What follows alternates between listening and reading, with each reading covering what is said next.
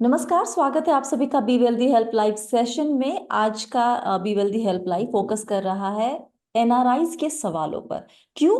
क्योंकि बहुत सारे सवाल उनके आते रहते हैं और हमें लगा कि अब हाई टाइम कि उनको भी जरा केटर किया जाए, उनके सवालों के जवाब दिए जाएं। और ये इत्तेफाक की बात है कि पिछली बार जब प्रावलीन से, जो आपके सामने हैं आज हमारी एक्सपर्ट, उनसे जब बात हो रही थी और हम एक सवाल डिस्कस कर रहे थे प्रावलीन, और आपने कहा था ये इंटरेस्टिंग क्वेश्चन है, हमें इसे एड्रेस करना चाहिए। और वहीं से हमें लगा कि एक सेशन जो है पूरा एनआरआई के सवालों को आज हम जरा एड्रेस किया जाए। प्रावलीन को आप जानते हैं, ये फाउंडर है Finfix research and analytics private limited की। करीब 16 साल से ज्यादा का एक्सपीरियंस है वेल्थ मैनेजमेंट, रिसर्च और फाइनेंशियल प्लानिंग में, और आज ये आपके सवालों के जवाब देंगी। स्वागत है प्रावलीन, कैसी हैं थैंक आप? You so much Swati. Thank you, I am fine. आप कैसे हो? बहुत बढ़िया। तो आज हम सारे सवाल ले रहे हैं एनआरआईज के। तो पहला सवाल उस लिस्ट में है हमारे पास दिनेश जी का, कनाडा से उन्होंने अपना सवाल भेजा है। उम्र उनकी 60 साल है, उनकी पत्नी की उम्र है 55 साल। दोनों कनेडियन सिटीजन्स हैं और इंडिया में रिटायर होने की सोच रहे हैं। जब ये 65 यानी 65 ईयर्स के हो जाएंगे प्रॉब्ली, तो इनको 2,500 से 3,000 डॉलर का, कनेडियन डॉलर का पेंशन भी मिलेगा। और ये अगले साल ही इंडिया रिलोकेट होने की सोच रहे हैं और 5 साल तक का खर्च ये अपनी सेविंग से निकाल लेंगे।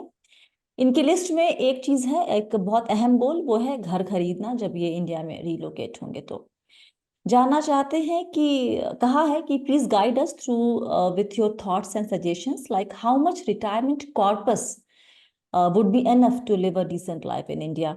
साथ में ये भी कहा है कि इनकी वाइफ जो है व्हील चेयर पर है और उनके लिए एक परमानेंट हेल्प की जरूरत होगी। तो वो भी खर्चे को आपको ध्यान में रखना होगा। जी। पहली बात तो सवाल ना, दे मतलब ग्लोब की, इस बार देश नहीं ग्लोब के अलग अलग कोनों से आए हैं, तो ये जान के अच्छा लगता है कि बीवेल्दी को लोग बाहर भी देख रहे हैं। अब दिनेश जी का सवाल।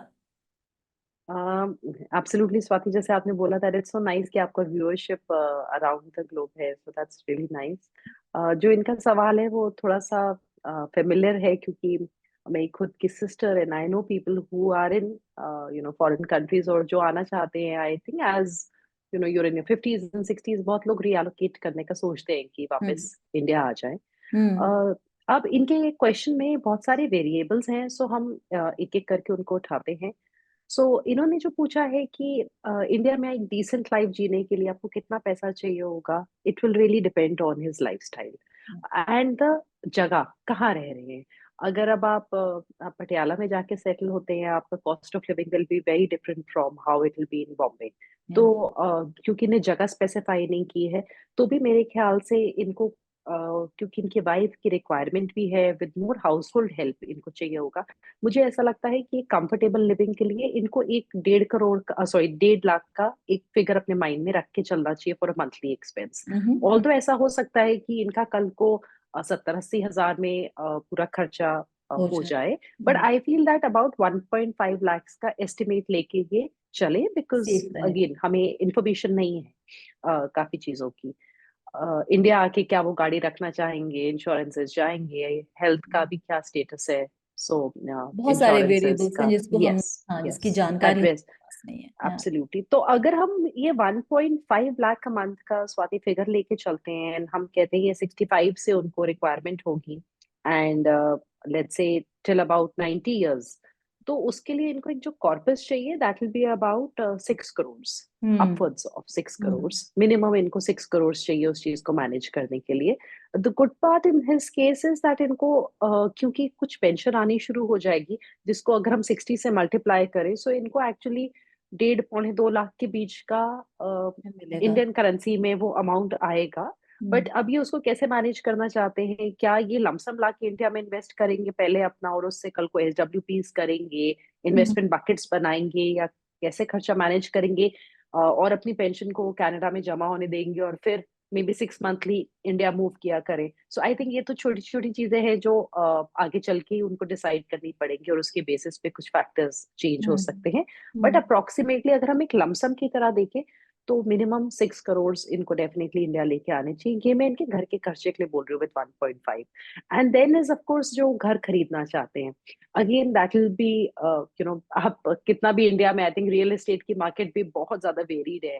या आप चाहे तो आपको 50 लाख में भी घर मिल जाएगा, आप चाहेंगे तो आपको 50 करोड़ में भी मिल जाएगा। Hmm so but I think a decent maybe, अगर इनको house hold help let's say आगे चल के कभी घर में भी रखना पड़ा, और आपको कुछ गेस्ट के लिए या बच्चे आने के लिए भी आपको थोड़ा स्पेस चाहिए, तो हम एक 3 BHK लेके जी भी। चलते हैं। So I feel still about 1.5 crore का एक बेसिक आई थिंक अगर अमाउंट नॉन तो इनको मेट्रो रखना ही सिटीज में चाहिए। है हाँ तब। जी, जी। Absolutely non metro. Hmm. Bombay, Bangalore, like your in Bangalore, I think those are way more ना। एक्सपेंसिव। तो hmm. Again based on his किस टाइप का, कहाँ जाके सेटल होना चाहते हैं, उस पर जी। बहुत ज्यादा डिपेंड करेगा। पर हाँ, इतने आई थिंक प्राइस में इनको आज की तारीख में अगर हम देखें, ग्रेटर नोएडा या थोड़ी सी जो Tier 2 cities हैं, उस हम्म। टाइप के शहरों में डेफिनेटली मिल सकता है। But again I think 1.5 CR to CR के बीच में प्रॉपर्टी के लिए डेफिनेटली इनको रखना ही चाहिए। So I hmm. Think this should give him some guidance. And of course इनका ये पैसा कैसे मैनेज होगा, that will it can be based on withdrawals from एक स्कीम से, SWP हो सकती है। उसके अलावा बकेट्स बनाई जाएंगी स्वाति की, पहली डेकेड में इनका कितना खर्चा होगा, उस हिसाब से investment, second decade, third decade of retirement. So I think as he gets closer, इनको किसी I think advisor, financial planner के साथ हम्म। आई थिंक इस पे वर्क करना चाहिए। हम्म। हम्म।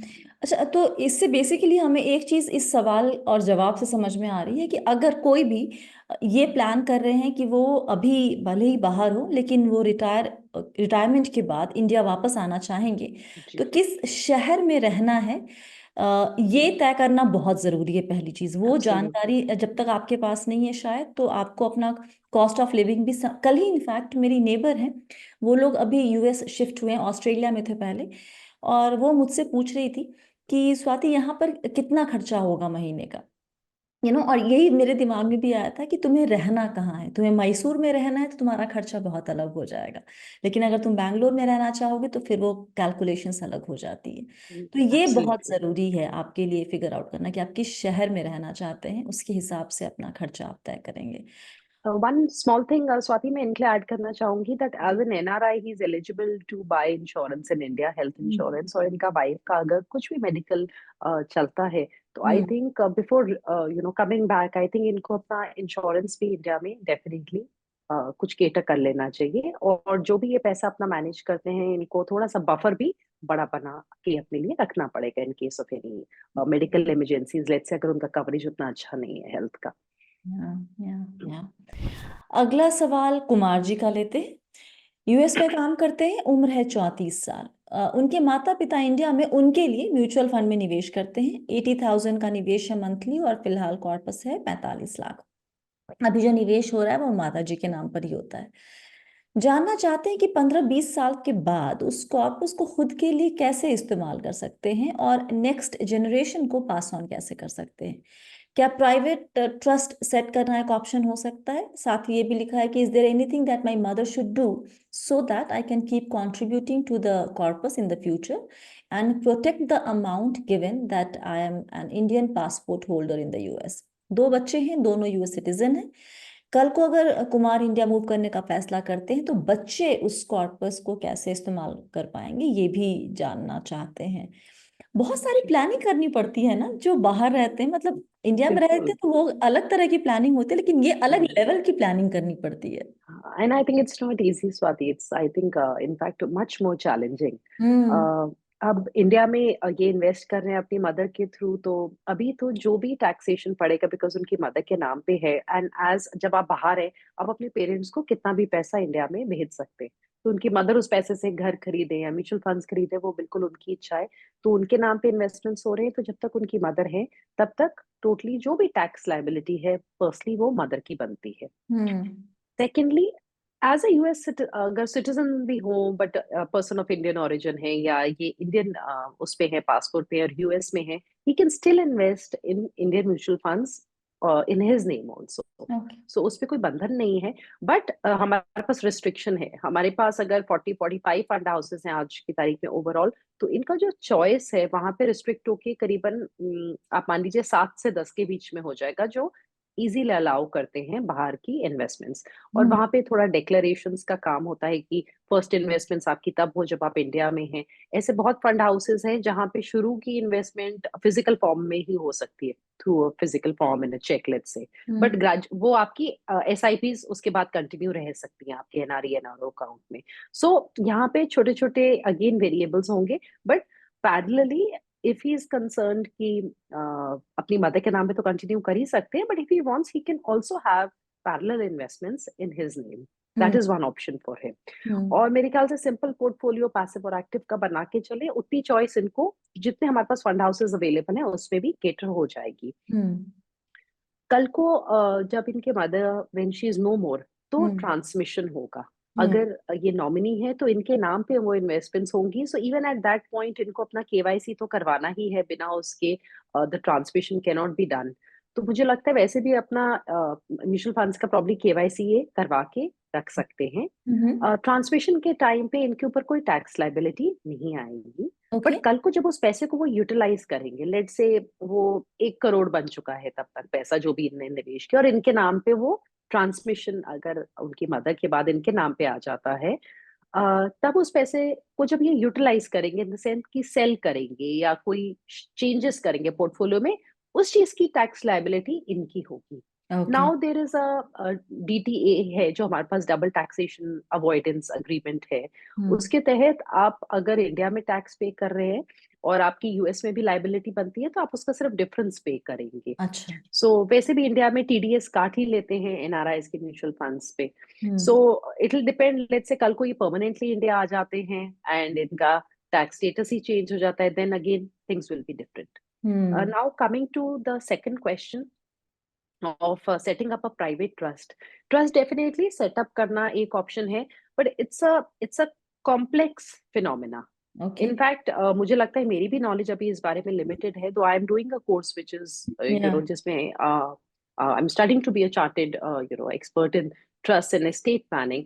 बट जितना मैं अभी समझती हूँ उसके हिसाब से प्राइवेट ट्रस्ट जो है वो आपके 4 तरीके के हो सकते हैं, जिसमें हम्म आपके रिवोकेबल आएंगे कि कहाँ पे अगर ये इन्होंने बनाया है ट्रस्ट, तो उसमें कब ये उस ट्रस्ट की चीजों को चेंज कर सकते हैं, किस तरीके की प्लानिंग होनी है। So there are different structures available currently. Hmm but क्योंकि मुझे ऐसा लगता है ज्यादातर लोग क्या होता है टैक्स पर्सपेक्टिव से सोचते हैं, हम्म तो अगर US में कल को इनके बच्चे हैं, हम्म इनके बच्चों को या ये खुद का भी अगर माता जी का पैसा कल को जो इन्हीं का है, बट हम्म इनका पास लेट से ये इंडिया मूव नहीं होते और ये इनके नाम पे आते हैं और उसको रिपैट्रिएट करके he wants to take it back, hmm तो भी या अपने लाइफ टाइम में अगर इनकी मदर इनको पैसा देना चाहती हैं, तो भी जो भी ट्रांजैक्शंस बाहर किए जाते हैं उनको रिपोर्ट करना पड़ता है।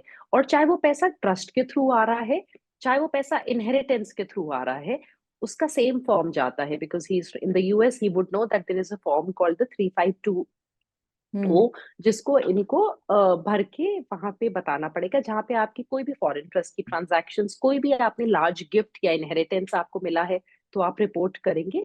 या आपका किसी भी फॉरेन ट्रस्ट में ओनरशिप है, तो भी आपको वहां डिक्लेयर करना पड़ता है। नाउ आप जब इनहेरिट करके बाहर लेके जाते हैं, तो it is not taxable there in the US। तो आपकी इनहेरिटेंस टैक्सेबल नहीं है। कोई पर्टिकुलर स्टेट अगर जिसमें है, अगर वहां कोई टैक्स लॉज डिफरेंट है तो अलग बात है, but generally it is not taxable जब आप इनहेरिट करते हैं। सो इनके बच्चे क्योंकि US सिटीजन्स होंगे, कल को वो इनहेरिट कर सकते हैं इनके बाद, hmm and all they have to do is declare. Repatriate करने के लिए भी इंडिया से करीबन USD 1 मिलियन की एक एनुअल लिमिट है, हम्म उतना पैसा आप वापस लेके जा सकते हैं बाहर।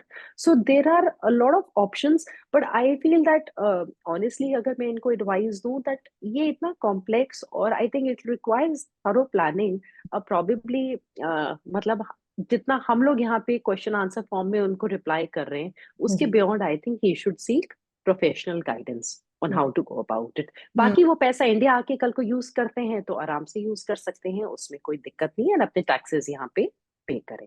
ऑलराइट। ओके। ऑलराइट, अगला सवाल हम लेंगे अब राहुल कोटे जी का। सवाल थोड़ा लंबा सा, एक्चुअली सवाल लंबा नहीं, पोर्टफोलियो इनका एक है जिसको बताना जरूरी होगा इस सवाल का जवाब अगर जानना चाहते हैं हम तो। 36 साल की उम्र है, फ्रांस में रहते हैं पिछले 1.5 साल से। क्या बात है, आज तो एकदम पोर्टफोलियो पे गाइडेंस चाहते हैं। फैमिली भी बाहर रहती है इनके साथ, और 4 साल का एक बेटा है।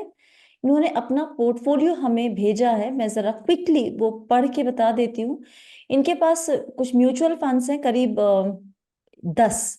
महिंद्रा का small cap, Axis ELSS tax saver, Canara का मिड कैप, इन्वेस्को का contra, SBI Magna mid cap, वाइज aggressive hybrid, Bank of India का tax saver, ICICI Prudential retirement fund, pure equity plan. अच्छा, ये आई थिंक ये रिटायरमेंट का ये 5 years lock in वाला प्लान है क्या? I guess so. कॉन्ट large and mid cap, Canara Robeco blue chip equity, और ये है इनके पोर्टफोलियो में। इसके अलावा इनके पास आईसीआईसीआई प्रुडेंशियल बैलेंस एडवांटेज है, इसको इंडिया कॉन्ट्रा फंड भी है। इसमें दो क्यों लिखा है मुझे नहीं पता, वाइफ के नाम पर है ये सब, नीचे के 3 जो बताए। इसके बाद इसके अलावा ईटीएफ की डिटेल्स आपके पास हैं उनकी। सारा नाम पढ़ना अगर वो शुरू किया तो फिर वक्त निकल जाएगा यहाँ पे सारा सवाल में ही। इन्होंने लिखा है अपने एरिया ऑफ कंसर्न में कोई टर्म पॉलिसी नहीं है, कोई हेल्थ इंश्योरेंस इनके पास नहीं, और इनके पेरेंट्स के पास भी नहीं है। एक कॉर्पोरेट पॉलिसी थी, लेकिन अब क्योंकि अब ये एनआरआई है तो वो पॉलिसी इनके काम नहीं आएगी।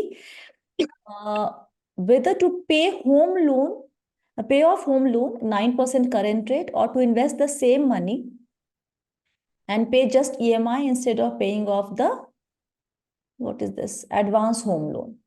पहला सवाल, are the above investment eligible to the goal, मतलब बेसिकली गोल पूरा होगा या नहीं ये जानना चाहते हैं। शॉर्ट टर्म गोल है to pay off home loan in next 2-3 years, buy land up to 50 lakhs next 5 years। Long term goal है 5 करोड़ रिटायरमेंट के लिए, 50 साल के बाद 1 करोड़ बेटे की पढ़ाई के लिए। और इसके अलावा यहाँ से शुरू करते हैं, उसके बाद आप बाकी सवाल लेते हैं। Probably even I am getting confuse now. हाँ हाँ, काफी सारी चीजें पूछी है स्वाति ने। सबसे हम्म। पहले तो he should definitely get a health cover for himself and a term plan. Again as an NRI वो एलिजिबल है, तो आई थिंक वो दो चीजें कर लेनी चाहिए।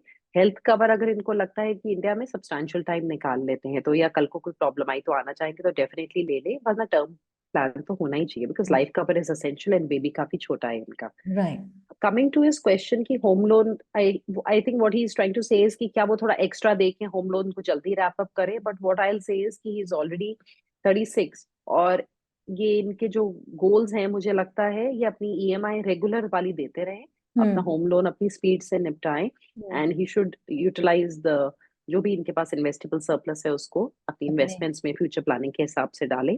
हम्म। सो जो आपका पे ऑफ करने का है वो उसके ओवर एंड अबव कर सकते हैं तो ठीक है, वरना उस चीज के लिए बहुत ज्यादा स्वेट ना करें एंड अपना नॉर्मल ईएमआई भर के अपना होम लोन को चुकता करें।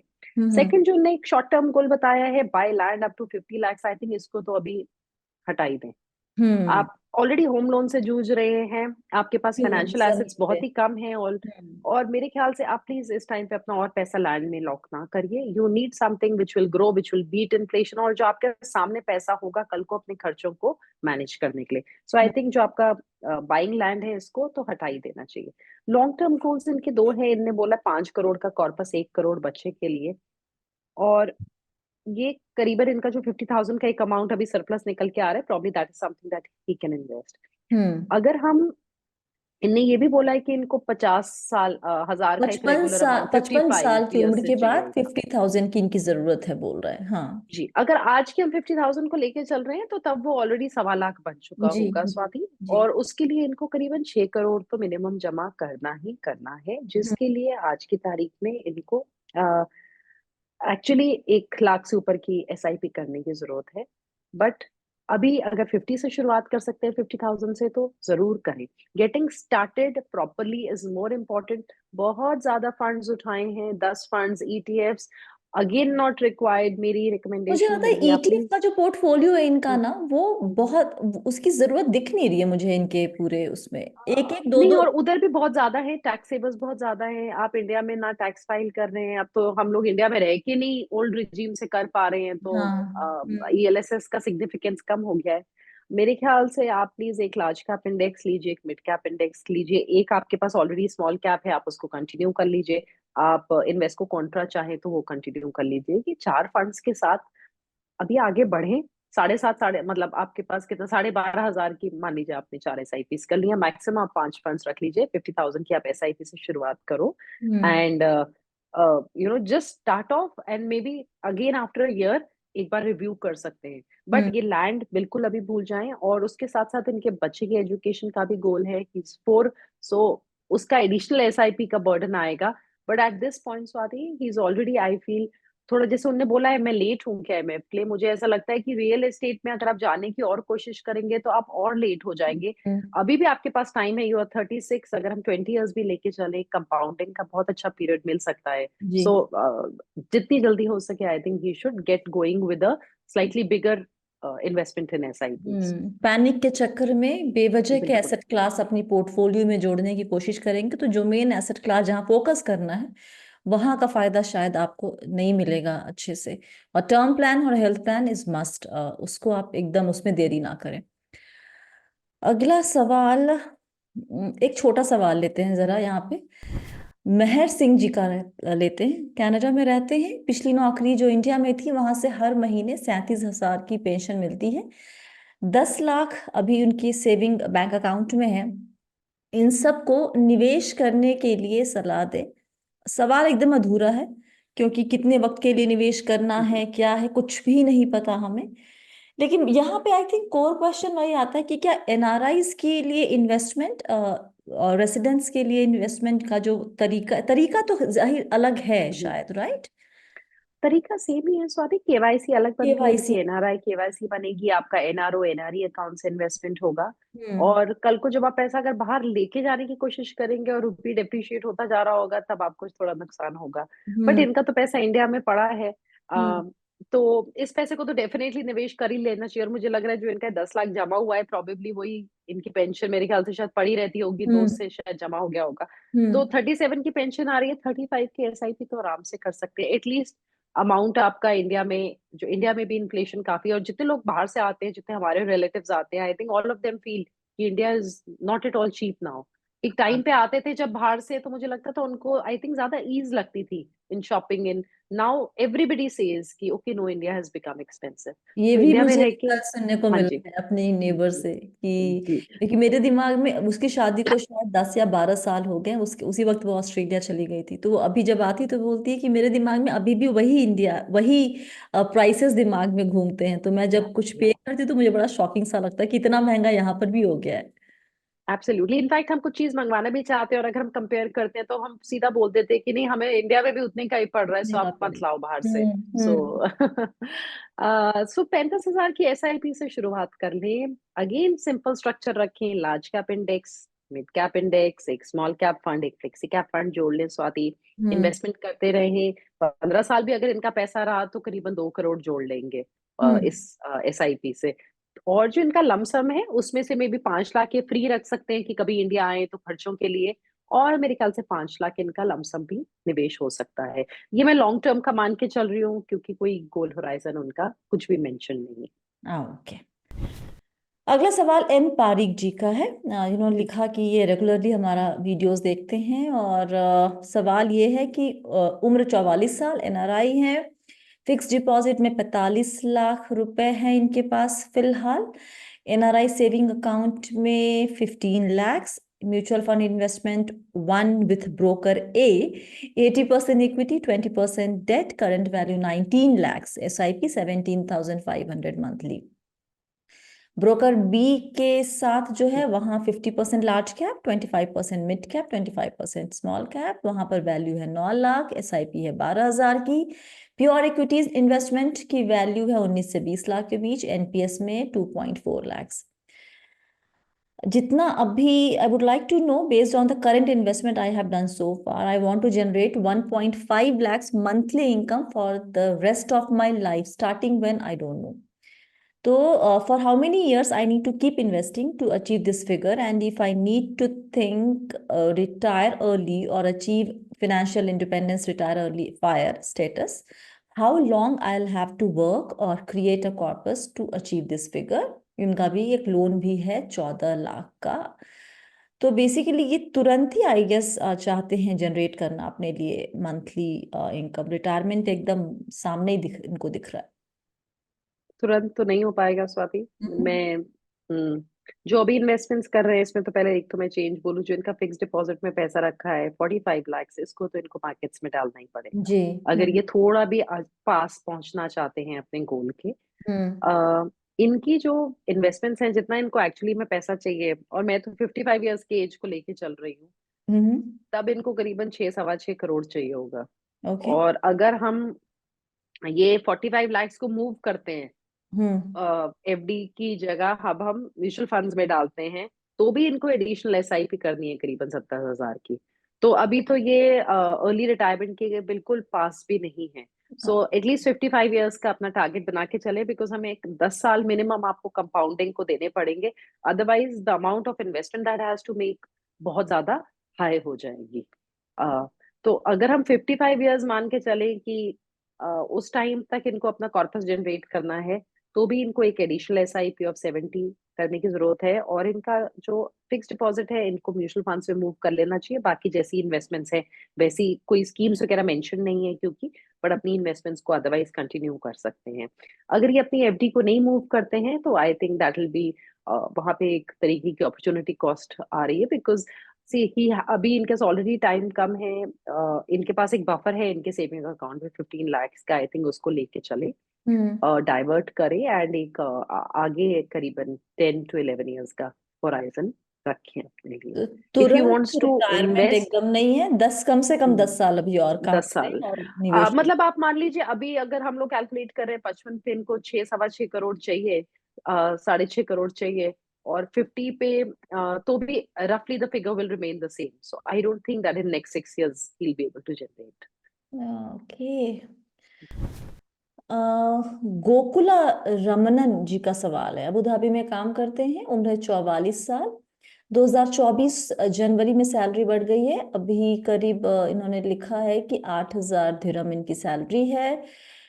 खर्चा इनका 3,500 का है और करीब 4,500 इनके पास बचते हैं, तो जिससे बच्चों की पढ़ाई और बच्चों की शादी के लिए निवेश करना चाहते हैं। निवेश की समय सीमा है 10 से 15 साल।